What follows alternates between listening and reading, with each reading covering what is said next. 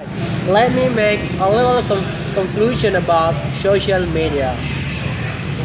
I myself, I totally love for social media. Talking about social media. Nowadays, I think social media is totally very advantage for me. Totally very good, positive for me.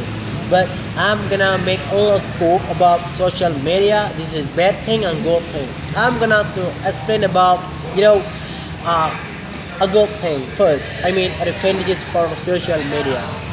I myself, until now, since in 2009, I the first time in life use social media. Only one life.